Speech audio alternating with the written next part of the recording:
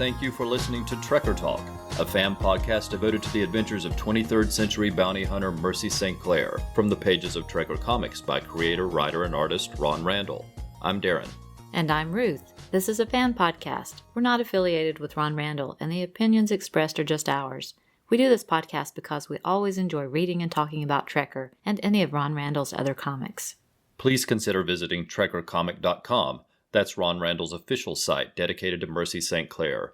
It features a new page of Trekker material every Monday, where the Chapeltown storyline is currently in progress. It's a fun sci-fi adventure with a retro Western feel. It's definitely worth checking out. There you'll also find links to all of the ways to follow Ron Randall on social media, including Instagram, Twitter, Tumblr, and Facebook.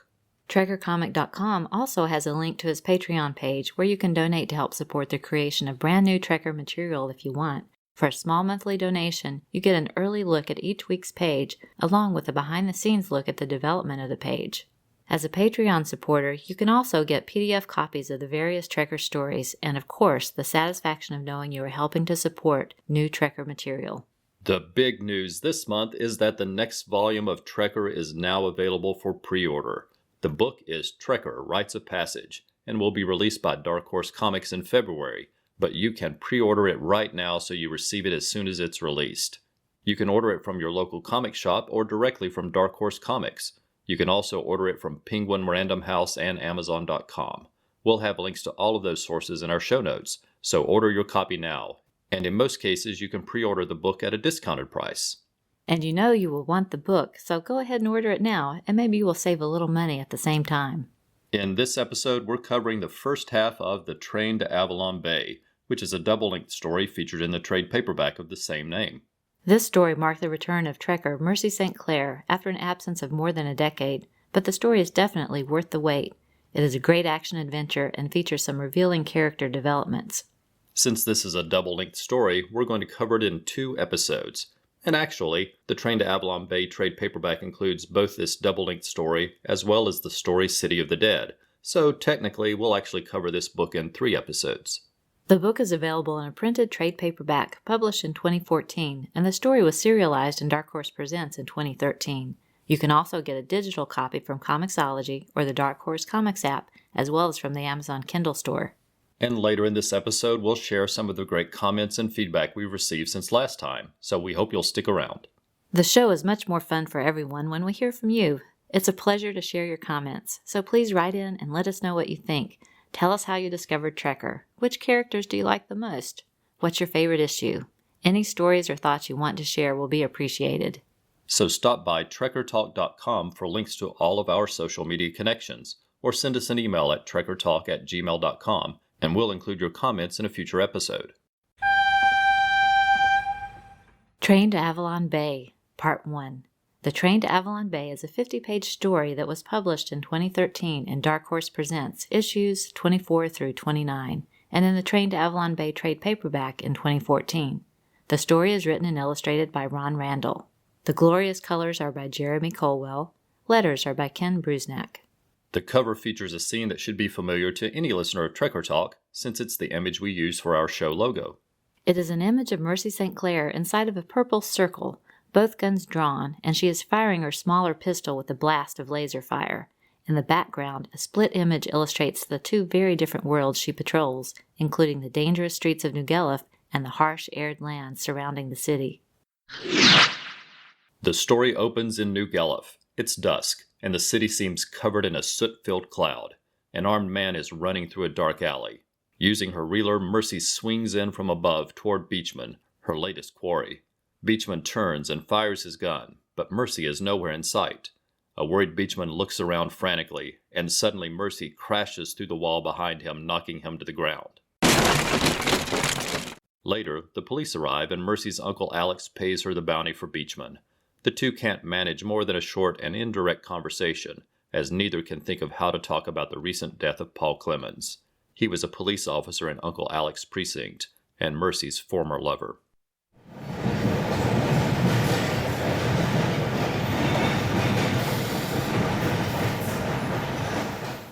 The next day, Mercy and her best friend Molly are standing in a long line with luggage in hand. Mercy doesn't want to go, but Molly is insisting that the two take the train to beautiful Avalon Bay for a week-long vacation. Mercy is still trying to back out of the trip at the last minute, but Molly isn't accepting any excuses and coyly tells Mercy that she can't resist Molly's charming company. Then Mercy's attention gets distracted by 3 men in the next line. Mercy immediately recognizes them as a pair of undercover federal agents escorting a witness, and she thinks the agents seem extremely inexperienced in her opinion, and that worries her. She makes another attempt to back out of the trip, but Molly sees her concern as just another excuse and drags her onto the train just as it leaves the station. The train speeds out of New Gallup on its electromag track into the barren wasteland of the Poison Clay Flats north of the city. While searching for their cabin, Mercy sees the 3 men again and decides to test her theory, and she engages them in conversation about their lack of luggage. Fowler is dark-haired and seems a little more cautious and hesitant, but the blonde-haired Cooper eagerly joins in the conversation and seems to be trying to flirt with Mercy and Molly. The third man that Mercy suspects is a witness in protective custody remains silent. In the dining car that evening, Molly criticizes Mercy for not letting her guard down to enjoy the good food and drinks. But, being a music shop owner, it doesn't take long for Molly to get distracted by a singer and musician entertaining the crowd. Mercy takes that opportunity to slip back into their room where she studies a map to look for possible locations for an ambush. Molly returns to the room to find Mercy in her Trekker uniform, but her momentary anger is replaced by concern as Mercy explains her thoughts about the agents and the witness, especially now that she's identified a likely location for an ambush that they are quickly approaching. Mercy tells Molly to stay in their room while she goes to warn Fowler and Cooper, but it's already too late. The brakes squeal and the train lurches, throwing Mercy and Molly to the floor.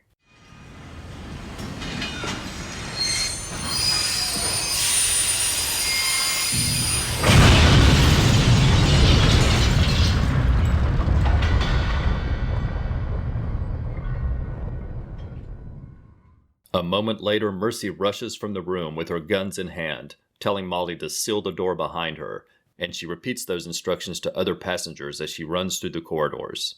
Entering the area with the agent's cabin, she finds a huge hole ripped through the metal walls from the explosion that stopped the train. The bloody body of the naive Cooper lays dead on the floor, while Fowler fires through the hole into the barren wasteland outside the train toward 4 figures who are approaching the stopped train. Every shot he fires misses. Mercy runs forward with both guns blasting and quickly takes down all 4 of the advancing figures. She tells Fowler to stay with his man and to keep his gun ready. He's going to need it. Mercy then turns and runs toward the front of the train where she finds the engineer being held at gunpoint by 3 armed men. She leaps to the door, pivots, and fires her guns, taking down all 3 of the intruders in quick succession. Mercy runs past the panicked engineer and engages the train's engines. As the train lurches forward, she tells the engineer to keep the train moving.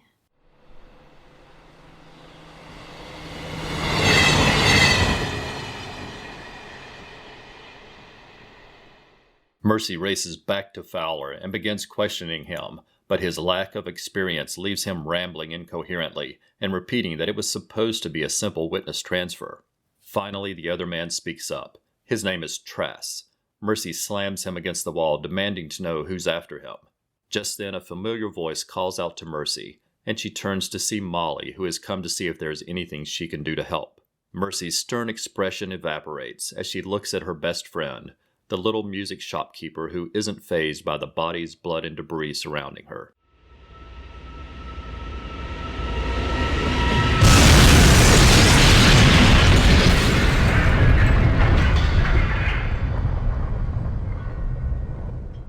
Just then, there's another explosion, and the train lurches again, throwing everyone to the floor.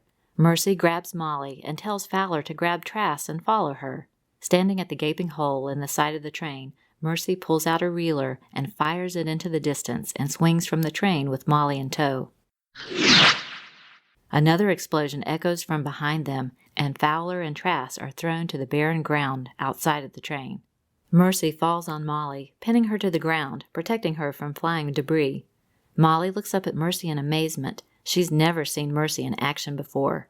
Mercy stammers, trying to explain that she couldn't let anything happen to Molly, when she hears the voice of Trask telling her that Fowler needs her help.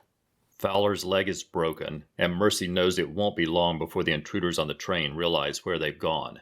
Their only hope is to get to the best shelter they can find in this barren wasteland, and they begin to slowly walk into the rocky terrain ahead. I absolutely love the train to Avalon Bay. As they say, absence makes the heart grow fonder, and that applies to me with this story. I can remember when I first saw the solicitation for this book, I could hardly believe that Trekker was returning after such a long hiatus. And it doesn't miss a beat because of the long absence, picking up right where the previous story, Trial by Fire, left off. When reading the stories back to back today, you don't even realize there was a gap in time. We've heard Ron Randall talk about how he actually plotted the story out immediately after finishing Trial by Fire, because he didn't plan to take a decade-long break in the series, but things just happened that way. But having done that advanced work made it easy for him to pick up the story and continue right where he left off and move forward, which is great for all of us Trekker fans. And I think it's great to have Molly in this story. We get to spend some more time with her, and since I like her character, I really appreciate that. But I have to wonder about who's looking after Scuff. You're right. Maybe Uncle Alex. Now that would be a funny side story if we saw the two of them staring at each other, wondering how they were going to spend the week together, and both worrying about Mercy. That would be fun.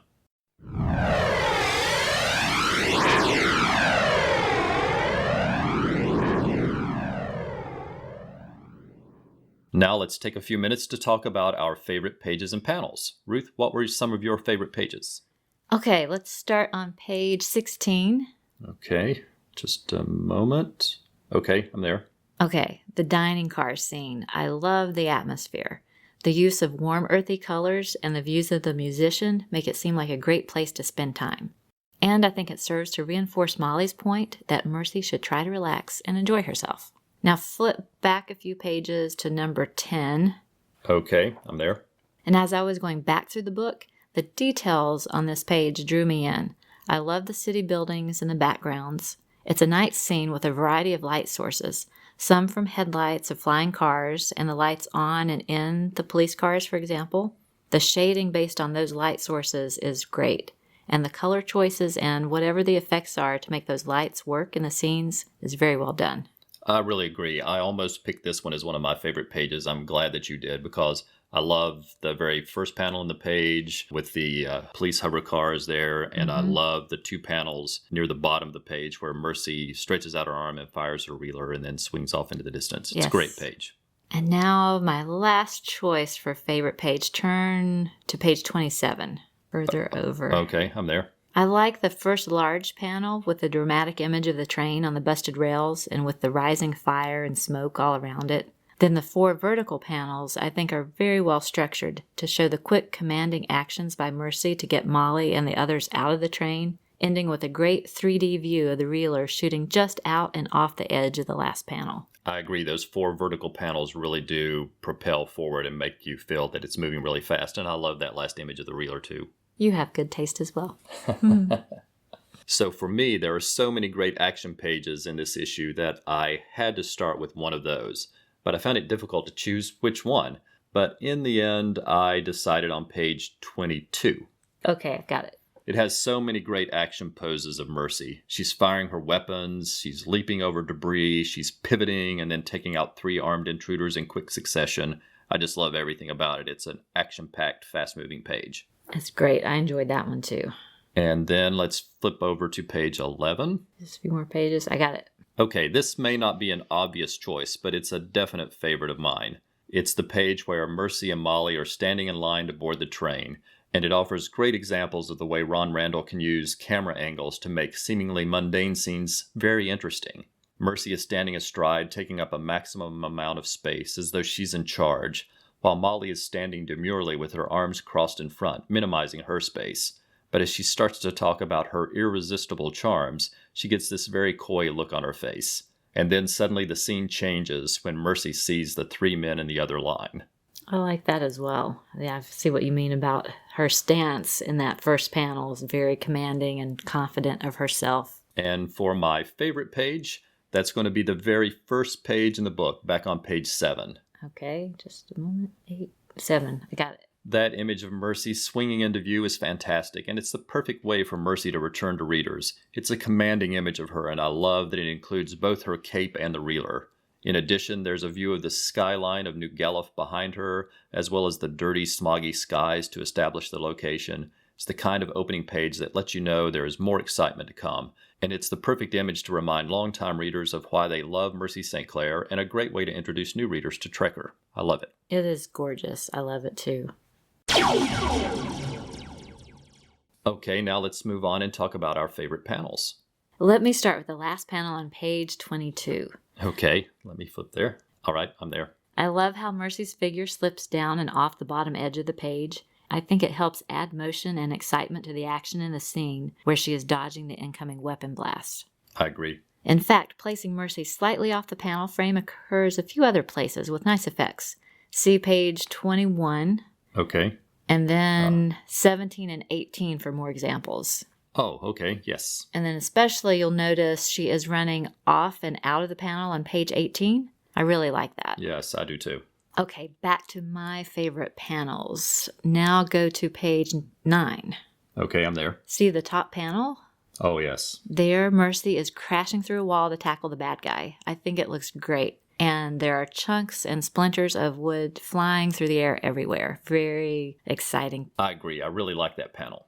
Now let's go to page 26 and look at the very last frame on that page. Okay, I'm there. I think Ron did a great job capturing the physical impact of the train's abrupt stop due to the explosion. Mm-hmm. You see everyone is being knocked off their feet, and the anatomy and the movement look just right, and I'm sure it was a challenge to draw. Yes, and it does look terrific. And my top choice is on page 20. Okay, I'm there. For me, it is a classic image of my hero Mercy on the last panel, and it is so good Ron put it on the cover of the omnibus. I love the serious look on her face and seeing her in action. I think it's terrific. I really like that panel too. I wonder what I'll say about it. I'm curious. Tell me about your favorites, Darren. All right, so for my favorite panels, let's turn to page 9. Okay, I found 9. Hey, I recognize this page. There in the center. I'm choosing a different panel than you did. I loved your panel, but I'll choose a panel in the center of the page, which is the first example of the iconic muzzle blast in more than a decade. I always love those images, so I had to choose this one. Plus, this one gets bonus points because it's being fired sideways. Yes. It's a really great image. Good choice. Then next, I'm going to cheat and count 2 train scenes as one, even though they're completely unrelated and on different pages. Really? Okay, go right ahead. So on page 15... 15. I see the train. I love that center panel of the train racing through the desert as vultures circle overhead as if they're foreshadowing what's to come. It's really great. You can see and feel the train's movement there in this static image. It's gorgeous. And then flipping on over to page 28. Okay, I'm on 28. There at the top of the page, it's a fantastic scene of Mercy using her reeler to swing away from the train with Molly in tow as another explosion rips through the train behind them. The art and the perspective and the colors are all great. I just love it. And for my favorite panel, flip back to page 20. I recognize this page number. And I see which page it is. Yes. Yes, the very bottom panel. You chose it as your favorite panel. It's my favorite panel from this book as well. It's one of my all-time favorite images of Mercy. She's rushing forward. She has a stern look on her face. Both guns are blasting to each side. Another example of the iconic Trekker muzzle blast images that I like. We like this image so much that we use it occasionally on our social media pages. I made laptop bags that have this image on the side of it, and we've even given one of those to Ron as a gift, and it's always fun when we see him at a convention and he's actually using it. How nice. But it's a great image. I love it too. As with the Trekker Omnibus, the trade paperback version of the Train to Avalon Bay features a sketchbook, but we'll wait and talk about that when we get to the end of the book. It's time for Who's Who, when we talk about significant characters from the stories and get to know them just a little better. We don't look ahead because we don't want to spoil the stories for anyone reading them for the first time. That means we'll revisit characters over time as we learn more things about them. Mercy St. Clair is a bounty hunter known as a Trekker. She lives in Antari Alley, which is a bad part of New Guelph. She spends most of her money on weapons for her job and food for her pet Scuff, which is a dachs and a cross between a dog and a fox.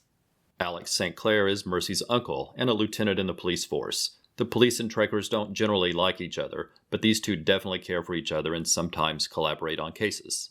Molly Sundowner is a local music shopkeeper and Mercy's best friend. She takes care of Scuff when Mercy is away and is generous to a fault. And we're reminded of Paul Clemens in this story, a police officer who worked in the same precinct as Uncle Alex. He was in love with Mercy, and the two had an on-again, off-again relationship. In the previous story, Trial by Fire, he gave his life to save hers.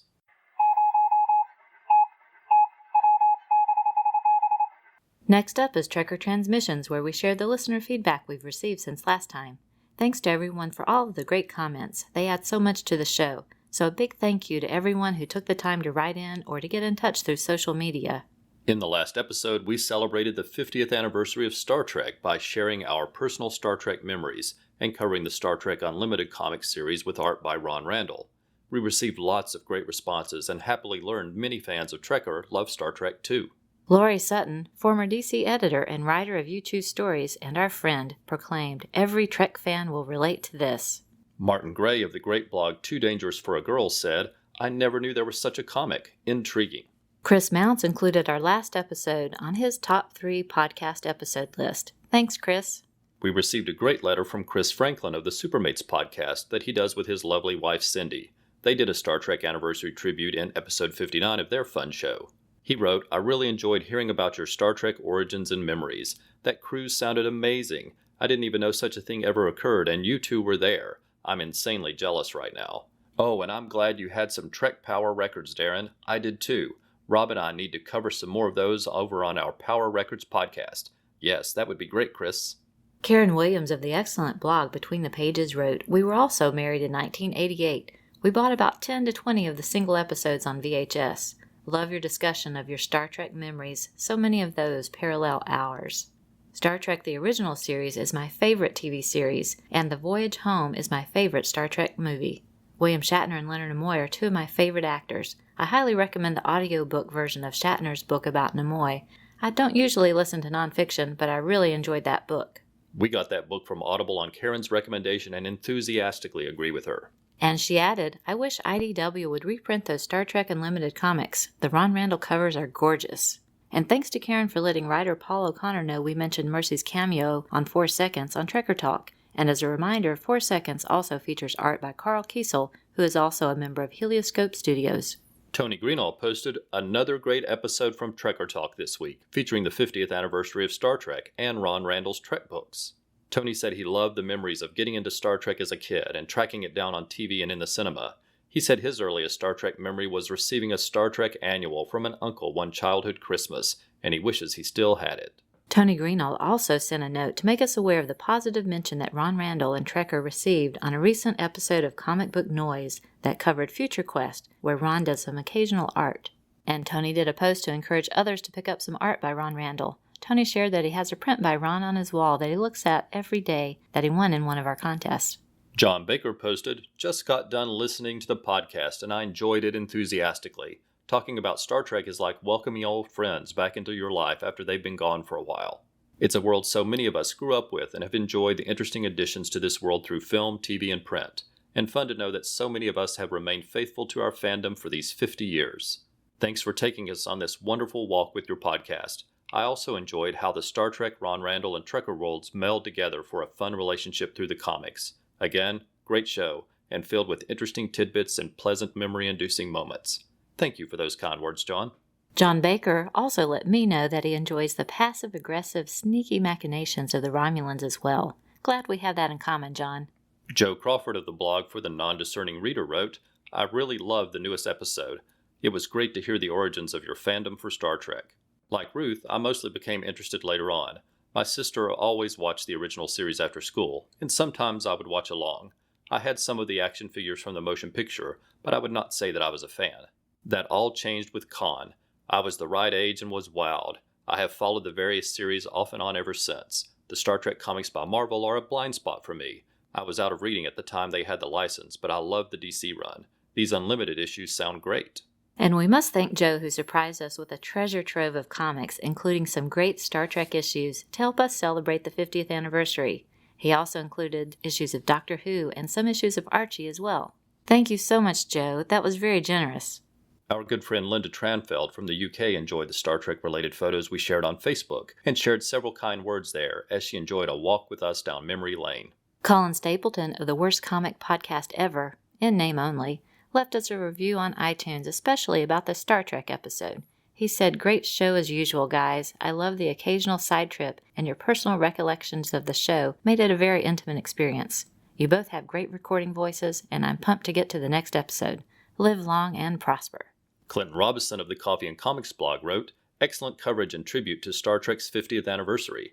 I love all the memories you two shared, especially Darren's memories of rushing home from school to watch and drawing Kirk and Spock. School on Saturday to make up snow days? Yikes.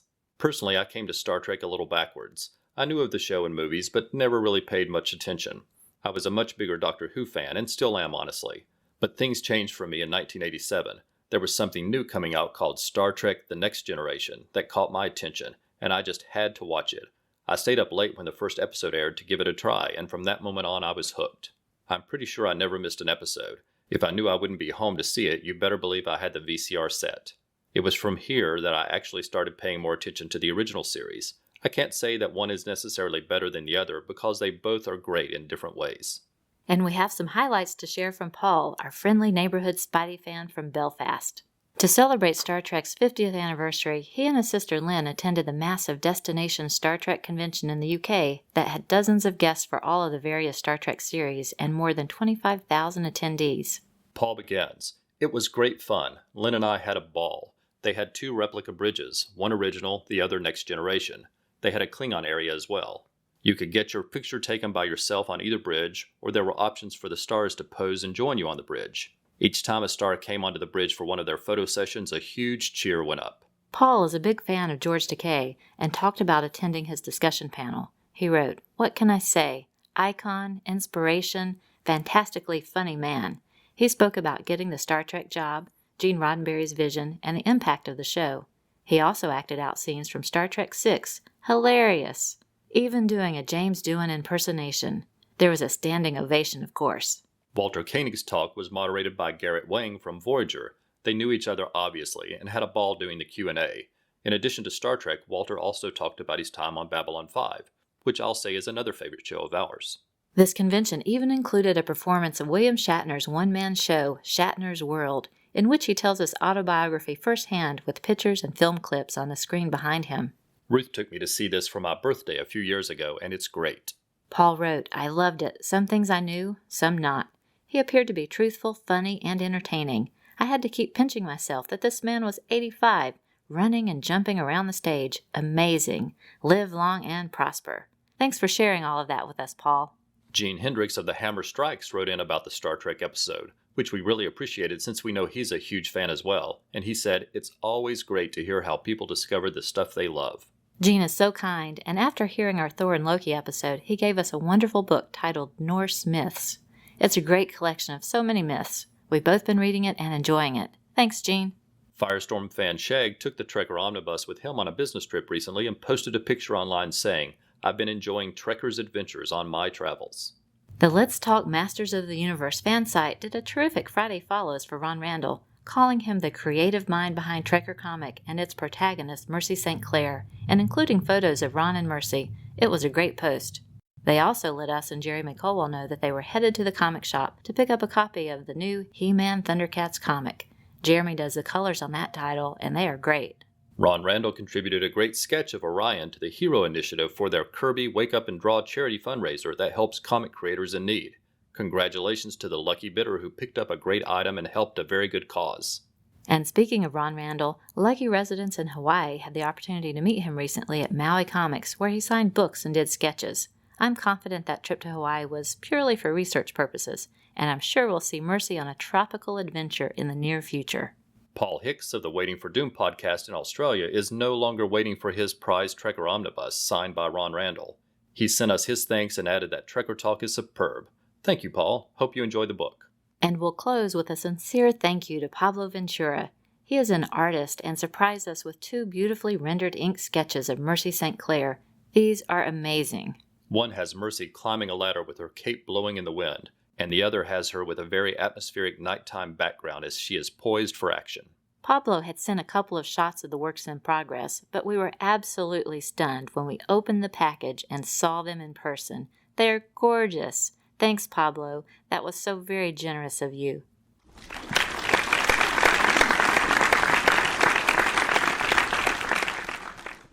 We want to extend our Trekker thanks to everyone who supported us on social media since last episode. These are people who liked or shared posts from us on Twitter, Tumblr, and Facebook.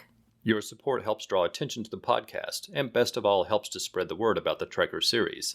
And please consider leaving an iTunes review. It could really help make the show easier to find in searches.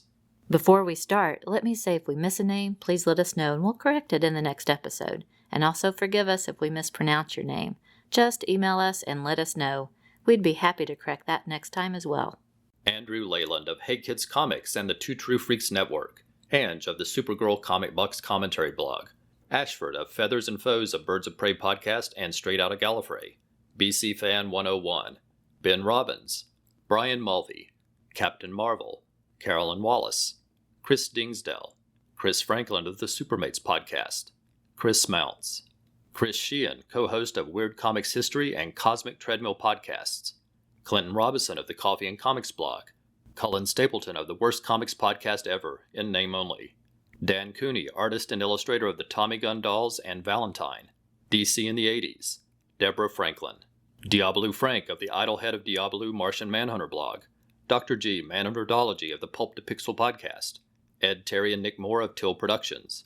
Edgar Rice Burroughs fan. Eric Mannix of Out of the Fridge and Pages for All Ages. Gene Hendricks from the Hammer Strikes and Anime Freaks. Greg Arujo of the Comic Book Ad Facebook page. Gus Ceballos of the Mike Grell Facebook page. The great team at Helioscope Studio. Irene Mills. Jeff Messer of the Geek Brain Popcast. Great colorist Jeremy Colwell. Jerry McMullen of the Worst Comics podcast ever. Jesse Ham of Helioscope Studio. Joe Crawford of the blog for the Non-Discerning Reader. John Baker. John Rogers. Justice's First Dawn with Mike Peacock. Karam Ahmed Hamden. Karen Williams of the Between the Pages blog. Ken Solo. Kevin Hupp. Kyle Benning of King Size Comics Giant Size Fun and the Superman Captain Marvel Power Hour. Larry Looper Jr., a.k.a. The Question at Vic Sage 2005. Lori Sutton, writer of You Choose Adventure books. Let's Talk Masters of the Universe. Linda Tranfeld. Mark Sweeney from I'm the Gun blog and podcast and Comic Couplets. Martin Gray of the Too Dangerous for a Girl blog. Matthew Barton. Michael Carlisle of the blog Crapbox Son of Cthulhu. Michael Chen. Michael Lane of Comics in the Golden Age. Nicholas Prom of Comic Reflections. Pablo Ventura. Paul from Belfast. Paul Hicks of the Waiting for Doom podcast. Paul O'Connor of the blog Longbox Graveyard and writer of 4 Seconds. Paula Hammonds. Professor Allen of the Relatively Geeky Podcast Network. Rob Lance. Rolled Spine Podcast. Ron Lynn and Lisa Randall. Ruth Reese. Ryan Daly of The Power of Fishnets and Secret Origins and many other podcasts. Scott Eos. Shag, a.k.a. Firestorm fan of the Fire and Water Podcast Network. Silver and Gold Podcast. Tim Wallace of the Phantom Skull Cave blog and Cord Industries Blue Beetle blog. Tony Greenall. Warren Montgomery of Will Lil Comics. Wendy Freeman of the podcast Double Page Spread. And Zeb Oswalt.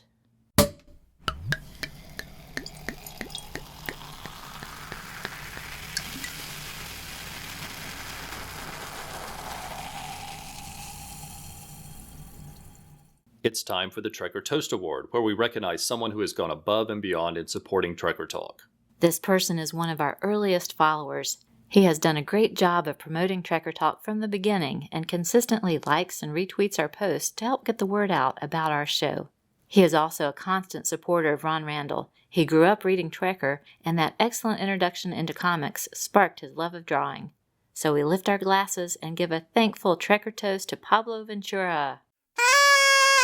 Congratulations, Pablo. We sincerely appreciate all of your consistent support. And we are still stunned by those amazing drawings of Mercy St. Clair. They have a special place on the wall here in our home. Thank you so much, Pablo.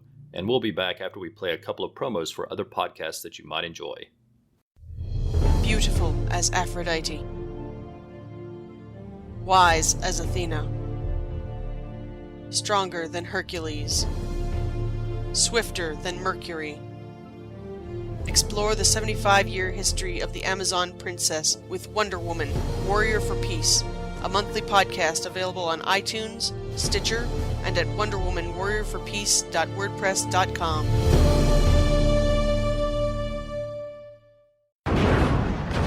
Wonder Woman is one of the greatest, most long-lived, and visibly recognizable icons of female empowerment the world has ever known. That's a crushing weight of expectation to place on someone's shoulders, and Princess Diana of the Amazons has faced scathing criticism for her entire existence as a result. I'm Diablo Frank, and I've been a fan of the amazing Amazon for my entire life, but she didn't become one of my absolute favorite superheroes until the 1990s. That doesn't seem all that long ago to me, but every year I meet more adults who are otherwise preoccupied getting born around then, so I guess it's been a spell. I try to be a good feminist and all-around decent guy, but I'm still a human being chock full of character flaws, quirks, and hang-ups that make me less than anyone's ideal. Despite being an admirable heroine fighting for her rights in her satin tights, Wonder Woman is as human as Adam, and they have the same basic origin. But boy, did that guy make a mess of things. Shouldn't we extend someone with Wonder Woman's track record the same courtesy and empathy we can and should offer to the rest of the world? To be truthful, I'm not a typical fan of the Paradise Island set. I'm not big on mythology, and I'm highly critical of the most popular Themysciran stories. I like it when Wonder Woman loses her powers and hangs out with a tiny blind Asian martial arts master named I Ching, or when she works at Taco Bell and helps collect child support for a coworker from a deadbeat mafioso dad,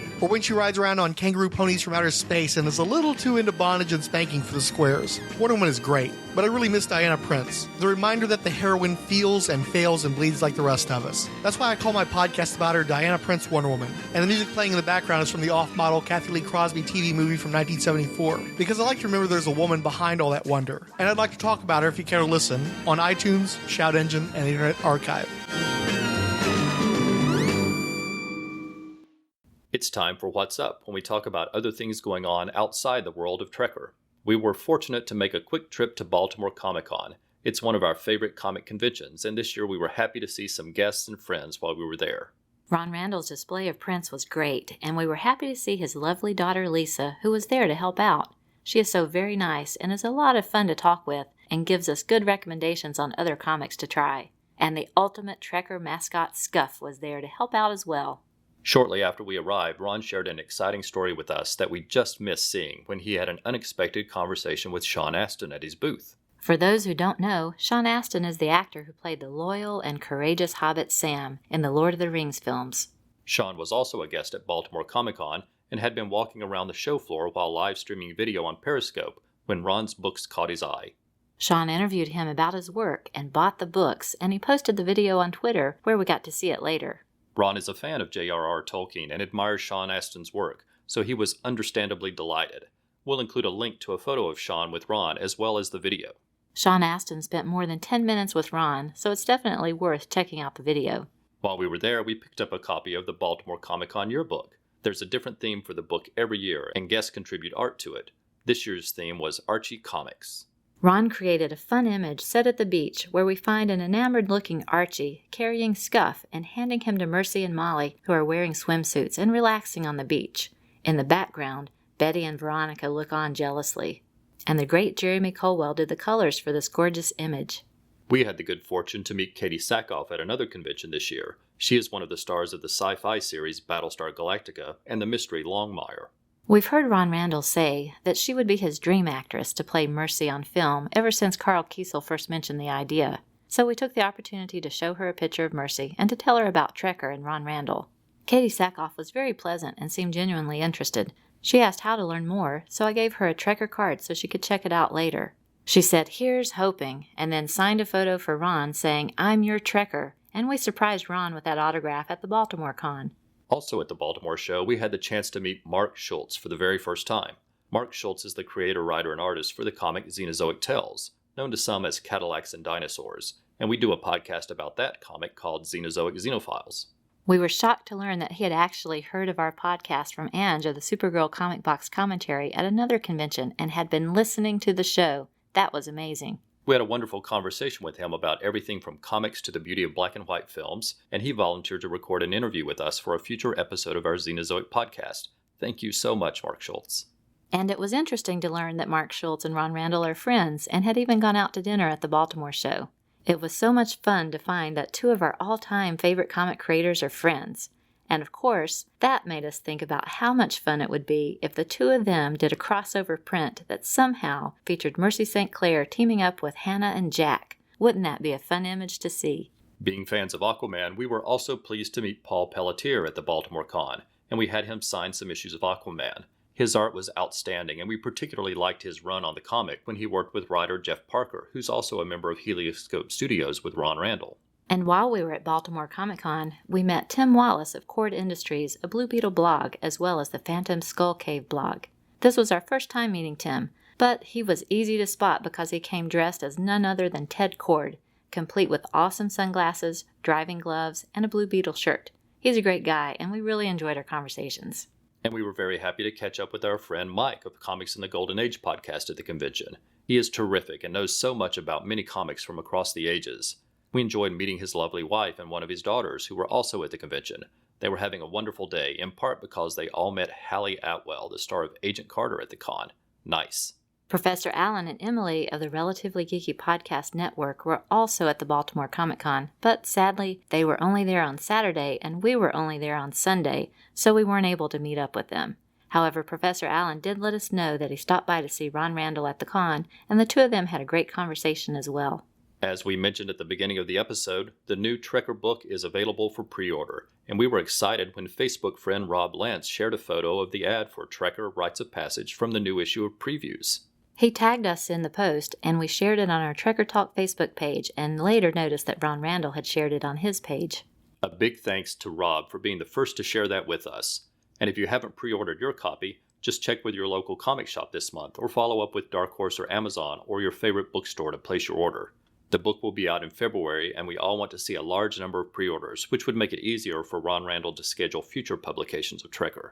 We'll have links in our show notes so you can place your pre-order if you haven't already done so. We've told the story on our podcast before about buying the very first issue of Trekker brand new off the shelf at our local comic book shop back in 1987. And even though we don't live near the store any longer, we've continued to order our monthly comics from that same store. And we were happy to order the latest volume of Trekker from that very same shop, which is Mountain Empire Comics, still run by the same owner and our friend Robert Pilk. Such nice memories. Since the last episode, we amazingly were also able to attend Rose City Comic Con, and we have some great stories to share about that event, including hanging out with friends and other Trekker fans. But just like we're covering the train to Avalon Bay in 2 parts, we're going to cover our convention news in 2 parts as well. So we hope everyone will come back next month for the conclusion of the train to Avalon Bay and our coverage of Rose City Comic Con. Ron Randall created some great art for an official book trailer. It's a new title called Journey to Wizard's Keep. It looks great, and you'll find a link to it in the show notes. Be sure and check it out. This is October, which means it's Inktober, when lots of artists share daily sketches on social media, and Ron Randall has dubbed this month Dockstober by featuring daily sketches of everyone's favorite Doc's Scuff. So be sure to check out all of those sketches from Ron Randall of Scuff getting into all kinds of mischief by searching for #Dockstober. You'll be glad you did.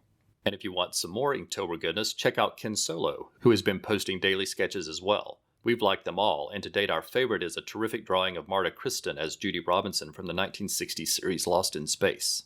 In closing, we want to send a special thank you to Diablo Frank, who records many great podcasts, including the DC Bloodlines podcast, as well as the Idlehead of Diablo, Martian Manhunter blog and podcast. He invited us to be part of a special episode of his Diana Prince Wonder Woman podcast to celebrate the 75th anniversary of that character, which is a favorite character of ours. We'll include a link to the podcast in our show notes. That new episode should be out just a few days after we release this episode of Trekker Talk. We are fans of his show, and it meant a lot to us to be invited as guest on that episode, and he made recording it so much fun. Thank you, Frank. We'll also mention another Wonder Woman podcast that Frank told us about, which is Wonder Woman, Warrior for Peace, hosted by Angela. She covers a Golden Age issue and a George Perez issue in each podcast, as well as an episode of the Linda Carter TV series. It's a great podcast that we've just started listening to, and we're really enjoying it. Thanks for the recommendation, Frank. Before we go, we want to provide our contact information. Please let us know your thoughts through email, Facebook, or Twitter. Also, if you like the show, please consider leaving a review on iTunes. Every review helps the show be more likely to show up in search results to get the show noticed and perhaps even attract more listeners to grow Trekker fandom. And please consider subscribing to the show so you always know when there's a new episode. And of course, you can always listen to the show on Stitcher and Google Play as well. We'd love to hear from you, so if you want to contact us directly, send us an email at trekkertalk@gmail.com. You can find us on Facebook, Twitter, and Tumblr using the name Trekker Talk, and we're now on Instagram as well under Trekker Talk. And you can always visit trekkertalk.com for links to all of our social media pages. Please use hashtag TrekkerComic and hashtag TrekkerTalk in your messages to help other fans find and follow the conversations. For those of you interested in the music that Ron Randall listens to while working on Trekker, he uses the hashtag TrekkerSoundtrack. Remember, at TrekkerComic.com, you'll find a new page every Monday, as well as links to all of the ways you can find Ron Randall. You'll see that he often replies to tweets and Facebook posts as well as on his Patreon site. So post to his pages and let him and other fans know what you think of his new Trekker material. Thanks so very much for listening. We hope you'll come back next month for another new episode of Trekker Talk.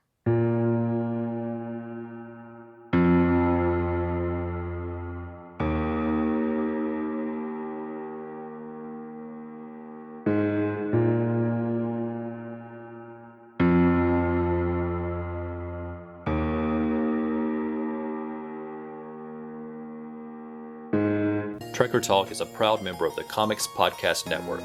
For more information, visit comicspodcast.com. We are not affiliated with Dark Horse Comics or Ron Randall. The views expressed on the show are solely ours. Music is taken from the album Royalty-Free Music, Movies, and Videos from the Royalty-Free Music Club. We make no money from this podcast and no copyright infringement is intended.